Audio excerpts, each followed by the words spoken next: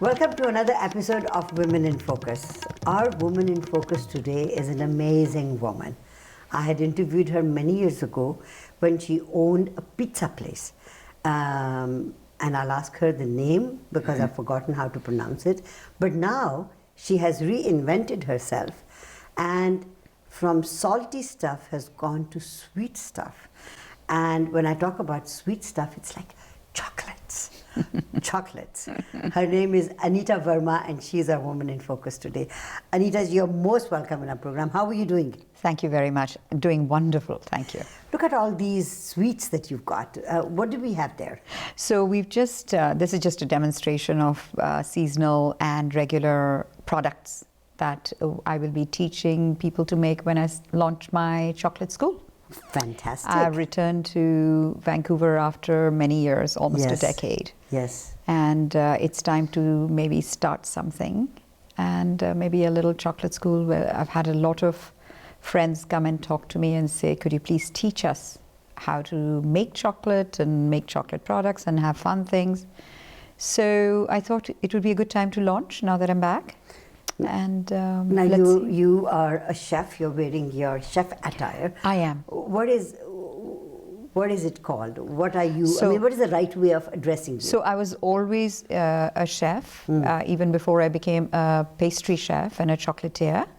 As you said before, I own my own pizzeria, and that was subsequently after having done my courses and degrees.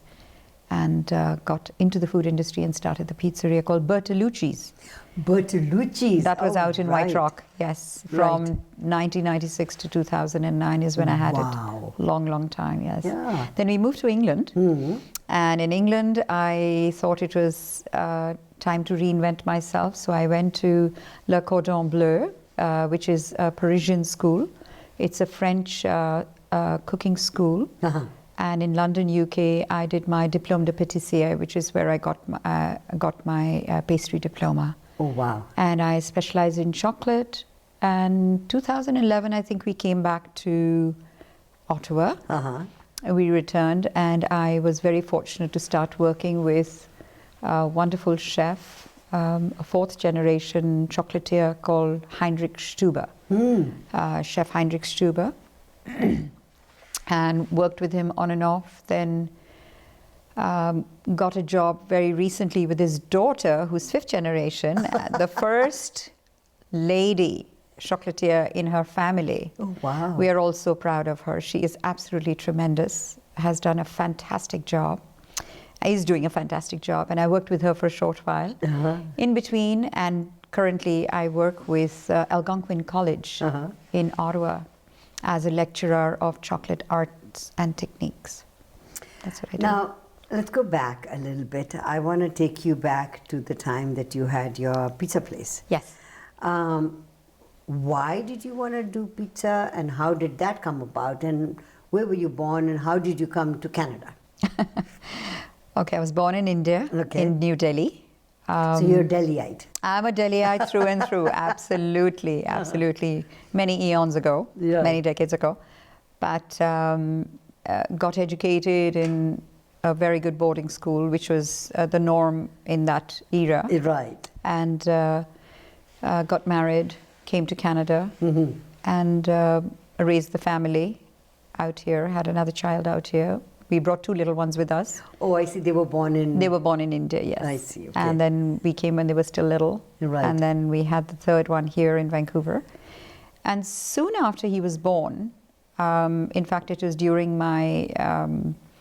the time that I was at home with him, we decided why not start a business. And I already had a diploma in catering from the Pusa Institute in Delhi, which is a very good catering college. And so we decided, we came across somebody who gave me a little bit of training, and the business was launched. I just went headlong into it. Right into it, dived right into it. Were you interested in food products from your very childhood? Very much so. Okay. Very much so. Enjoyed learning new things, not the run-of-the-mill dal sabzi roti. No. Which is strange, because now I think that is really the foundation. Up everywhere else. It's really fantastic. In the world, right? Yes, it has. So what was it So that attracted you to it? I think it was two things. It was two-dimensional. One was, of course, interest in food. At that time, Italian food was really interesting. Okay. Pizzas and Yeah. everything around built around the pizzas was very interesting. And the second thing was a fierce entrepreneurial spirit. Ah. I come from a family of entrepreneurs from my father's side. Right. They've always done business. And I guess I listened to the call of the blood for a Right. while, and I learned how to become an entrepreneur through the business, and of course, only under the guidance and direction of my wonderful husband, Right. who has been just a humongous, huge role model in every aspect of life. Yeah. Now, am I right in thinking that you got into the business of chocolates Yes. after he passed away? No, when I went to Le Cordon Bleu, Okay. while I was in London, UK, You're right. while I was doing my diplôme de pâtissier, we were exposed to a lot of chocolatiers there in UK, in London, and that I realized that I love the medium. I Right. somehow seem to enjoy working with it a lot. Right. And then I went I did a lot of courses which Right. took me deeper into chocolate industry, into the Okay. cacao industry as we call it. So I not only approached it from the work aspect, the physical work aspect, but also the theoretical aspect. I did a course in food anthropology from England, Right. how it's grown from plantation and then going all the way up to the I final want to product. take a short commercial break and come Yes. back Okay. and talk to you about the school that you want to open, and also a little bit about, chocolates and different types of chocolates. There are truffles, and then there are, and all that. Of course. I'll ask you all that. Absolutely. Anita Verma is our Woman in Focus today. Don't go away. We'll be right back.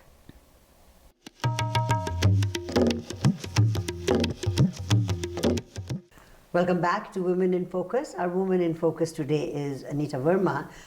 And it is so difficult for me to keep my hands away from all the chocolates that she's got. And I want to ask you, Anita, I used to love, I still love salty stuff. Anything salty. Savory. Indian savory stuff. But lately, ever since I have hit 70 Yes. and over now, Right. after dinner, I do want to have a little bit of maybe, a chocolate piece. Yes. Is it our metabolism that makes us go to that? Yes. So if you eat specifically dark chocolate, it has a lot of minerals in it. And the sugar, of course, little bit of sugar is very highly digestive. It helps with the digestion. So if you're craving something, that means you are lacking in a few minerals which need to be, which you need to get back into your Really? system, yes. So you will crave what your body needs Okay. at that time. So if you desire it, it is always better to have dark chocolate than milk chocolate. Why? Milk chocolate has a higher incidence of sugar. Dark chocolate, anything which is 70% and above, has a very low amount of sugar in it. So it's not that sweet. And it is, but it gives you the right amount of hit which will satisfy you. But it also gives you a lot of minerals. So you're eating something very quality based. When you have something which is very quality based and it fulfills all that your body needs, you need to eat only a little bit of it and you're satisfied. Really? So the trick to eating good quality chocolate is usually the darker chocolates or something which is low sugar. Okay, where does chocolate come from? From the cacao bean. Okay. So it's grown on a tree where it's very peculiar. The blossoms don't come out of the stems; they come out of the main trunk. They come out from the main trunk, and the fruit comes off the main trunk itself. Wow. Yes, it's absolutely amazing. It's a very unusual tree. And- Theobroma, it's called. Yes, it's Right. So forest. Yeah. dark chocolate and milk chocolate. Yeah. There's a difference between both those. Yes. And why is milk chocolate so popular? Is dark chocolate as popular as milk chocolate? I think nowadays people equally enjoy dark chocolate to milk chocolate because the dark chocolate carries the flavor of where that cacao has grown. It carries that. If you eat single origin dark chocolates, single origin means if you have it from one particular place in the world, you will be able to get notes of the terroir which grows the different kind of fruits in that same area. No kidding. Yes, it has very, very delicious notes in it, and you can get that on your tongue. So are you trying to say to me that if the chocolate that comes from different Belgium chocolates are very popular, so if the cacao is grown in that part of the world or in South America or in India, Right. so we'll get the flavor of that If you particular have land? if the chocolate is made specifically only from those cacao beans from a particular local area, there is no chocolate grown in Europe. It only grows 20 degrees above and below the equator. That is the cacao belt. Really? Yes, the climate is perfect for growing only in that area. It doesn't grow anywhere else. And so you will get, for example, if you eat chocolate from Madagascar, which is just purely Madagascar chocolate, grown cacao, you will get tones of citrus in it because there's a lot of oranges, grapefruit, and other That's citrus growing that grows in that area, that terroir. The soil grows a lot of fruit, more citrus than anything else. So you'll get those notes. It's naturally existent in the chocolate. Wow. It's wonderful. It's really wonderful. But milk chocolate has got milk added to it, milk solids. And it depends where the milk has come from. So if you have, for example, you have a Cadbury's milk chocolate bar from Australia, made in UK and made in America. All three of them are made by the exact same recipe, but they will have a little difference in taste because the flavor of the milk is different in different places. Wow. The sugar used is different from different places. Wow. So everything That's has why when somebody comes from England, in our family, crazy about chocolates. Right. And Flake or They'll ask Cadbury's, for- you know, yes. they'll ask for that. They'll ask for Cadbury's from England. UK Cadbury is very delicious. Australian Cadbury is also very delicious. Okay. American Cadbury is more like candy. Yes. I'm not saying it's less delicious, but it's It's more or less like more like candy than okay. chocolate, yes. Now, being interested in chocolate and you haven't put on weight, how come? I don't want to be a fat chef, so I taste everything, but I don't eat everything. How can you do that? So you taste from your tongue, but you eat for your tummy. So I don't fill my stomach with everything that I eat, but I will taste everything because as a chef you have to learn to discern the different flavors in whatever products you want to produce and make. So what is your most favorite brand of chocolate? Not brand, but place of chocolate. Madagascar. Really? It's closest to my heart, yes. No I kidding. love Madagascar chocolate and I would like to make all different kind of products with it.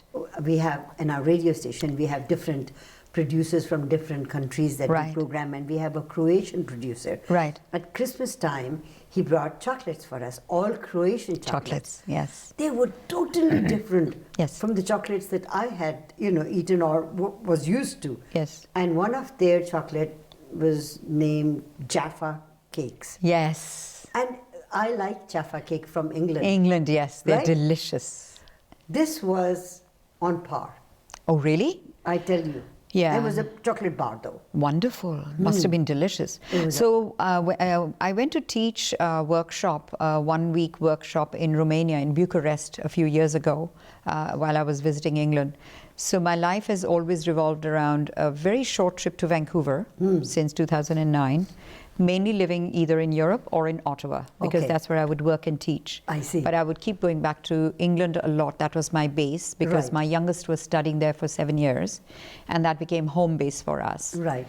And then I would move to different countries within Europe on the basis of chocolate work. Beautiful. Either teaching or learning. So I did, which is the main hub. Europe is the main hub for chocolate anyways. And I realized that Eastern European countries have always made chocolate from cocoa powder.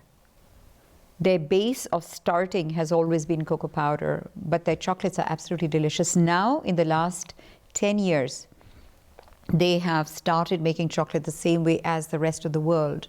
And they've got the same recipes because the big companies have gone and established production units there. Ah, I see. So you will find a more level playing ground as far as chocolate. And if you look at the chocolate competitions all over the world, the entries from Vietnam, Cambodia, Indonesia, Philippines, anywhere in Asia, countries in Europe which didn't make chocolate. They are all entrants and contestants, and they're winning awards. Wow. They're doing fabulously. I want to ask you more about your school that you're going to be starting. Right. Let's take a short break and come back. Thank you. The most amazing woman, Anita Verma, is our Woman in Focus today. Don't go away. We'll be right back. Welcome back to Women in Focus. Anita Verma is our Woman in Focus today. So, school. You want to start a school here to teach chocolate. I do plan later on, more the advanced level, to go into beans to bar. Beans to bar means where you get the cacao bean, then you roast it, then you winnow it, which means you take off the outer peel, and then you grind it to a certain level of flavor that you want, flavor development that you want it to have. Wow. That's going to be a little bit later, because that's a fairly advanced way of doing it. But I think the response from my friends has been that they're very eager to learn how to make chocolate products, maybe seasonally or for weddings or for Valentine's is coming up. Yes. So I see that a lot of your chocolates are, heart-shaped and so forth. Very predictable. Valentine's, yes. That's right. Yes. So would you, this is a silly question. Would you be making chocolates for sale? Only on demand. Okay. Only on request. Custom-made chocolates will be produced because we plan to take care of weddings. We plan to take care of birthdays, celebrations, festivals, and they will have their themes. Plus, we will do custom-made chocolates. If somebody wants a certain flavor, they want a certain style of chocolate, it will be done. So, starting the school, if people wanted more information, where can they get it? Currently on my email, which is chefaverma@gmail.com. They can write to me directly. We'll be launching the school in a couple of months. We're trying to get the renovations done so that we have a proper chocolate lab, as it's called. So, because I want to work within the COVID restrictions and the way it should be done. The protocol. The COVID protocol is very important. We don't want people falling sick. So it's going to be very small, limited number of people coming into the chocolate lab to work. It's not only learning how to manipulate and make products from chocolate, also we'll be going on to helping people make what is called edible art. Edible art means you make chocolate sculptures which you can eat. Okay, I see. Like when you get it at Easter time, bunnies and things like that. We make. We have been making chocolate art and sculptures and showpieces, which can go up to maybe 3 feet high, 4 feet high. And really? Yes, yes. And they stand on their own. So that's intrinsically one of the things that I do teach at the college. Now you talked a couple of times about the school in England. And school in Ottawa. Yes. Can you tell us a little bit about that? So the school in England I went to learn, where I got my pastry diploma was Le Cordon Bleu. But I also teach at my friend's school in London called Maria's Baking School. Right. She runs a baking school there. And I occasionally go there. Every time I'm in England, I will do some. I'm involved in her baking school for teaching chocolate classes, or maybe if she wants me to do some baking classes or something. But it's usually around chocolate. Right. Here in Ottawa, I teach. I'm part-time faculty, so I teach an occasional semester annually, maybe 1 or 2 semesters a year, depending on how they require my services to go there. Would you want to do that in Vancouver at UBC or SFU or Kwantlen? I think VCC and all have chocolate classes because it's a part of the hospitality. It's a part of the baking arts. It's a semester in that, chocolate work. I would love to work anywhere in Vancouver. I think it's very rich in the chocolate history. That's right. We have some very famous chocolate stores out here and chocolate leaders and icons. But it depends. If I can get work with them, I would love to work with them. You can never know enough. That's right. It's good to work with other people because you learn a lot of more skills and you get more enriched. You learn more skills because of that. So when people say, we've got the best chocolates, this is Belgium chocolate or this is Fala chocolate, which is the most well-known and they have developed it in such a way that their chocolates are the best in the world? Very difficult question. Like I said, the contestants for the best chocolate in the world is shared by many. You've got big names like Valrhona, Amity, you've got Belcolade from Belgium. So these are basic companies which put together very high quality chocolates. Cocobari Callebaut, they are also very large. What about our local Purdy's chocolates and places like that? So again, they are making very good quality products. Okay. So a quality product is not based on only the quality of the chocolate. It is also the melt in the mouth. It is also the sweet and the sugar. It is also the products that go inside the chocolate. So everything counts towards. So it's a long checklist of what makes a good quality product. Wow. It's not only the base chocolate that has to be very good. So there is a very fine boutique chocolate from Switzerland called Veltlin. Very few people work with it. It is absolutely amazing. Wow. But they've kept themselves as a very tiny little boutique chocolate because their product is very, very fine. Again, out of normal chocolates that you buy, I mean you can buy off the shelf. You don't have to go to a chocolatier. Lindt has always been a winner. Really? Because of the fineness, the micron fineness of grinding that they do.